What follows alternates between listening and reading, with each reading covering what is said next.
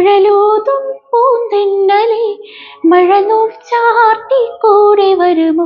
കുഴലൂതും പൂന്തെന്നലെ മഴനൂൽ ചാർത്തി കൂടെ വരുമോ.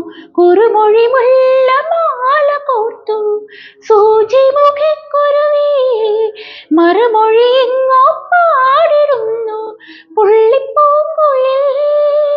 ചിറകടി കേട്ടു തകതിമി പോലെ മുകിലുകൾ പൊന്മഴത്തഴകും വീട്ടിൽ. കുഴലൂതും പൂന്തെന്നലെ മഴനൂൽ ചാർത്തി കൂടെ വരുമോ. സൂപ്പർ, അടിപൊളി. അതുപോലെ വേണുവേട്ടനും ഉണ്ടായിരുന്നല്ലേ? അതെ അതെ, വേണുവേട്ടൻ അന്ന് പറഞ്ഞായിരുന്നു അവൻ ഫൈനലിൽ അവൻ നാടൻപാട്ട് റൗണ്ടിൽ ഔട്ടായിരുന്നു. അപ്പോൾ സമയത്ത് അവൻ പക്ഷേ നാടൻപാട്ട് തന്നെയാണ് പാടിയേ, ചക്കാല അടിക്കും മുമ്പേ എന്നുള്ള പാട്ട്.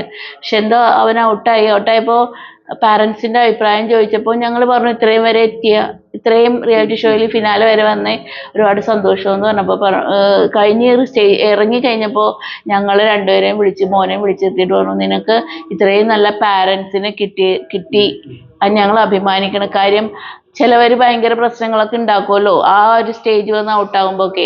പക്ഷേ അവനെ ഇത്രയും സപ്പോർട്ട് ചെയ്ത് നിൽക്കുന്ന പാരൻറ്റിനെ കിട്ടി. അതുകൊണ്ട് തന്നെ ഇവനൊരു നല്ല ഭാവിയിൽ നല്ലൊരു മ്യൂസിക്. കാര്യം അവൻ പാടാൻ നിൽക്കുമ്പോഴൊക്കെ ഓർക്കസ്ട്രയുടെ ഉള്ളിലാണ് കണ്ണവൻ്റെ.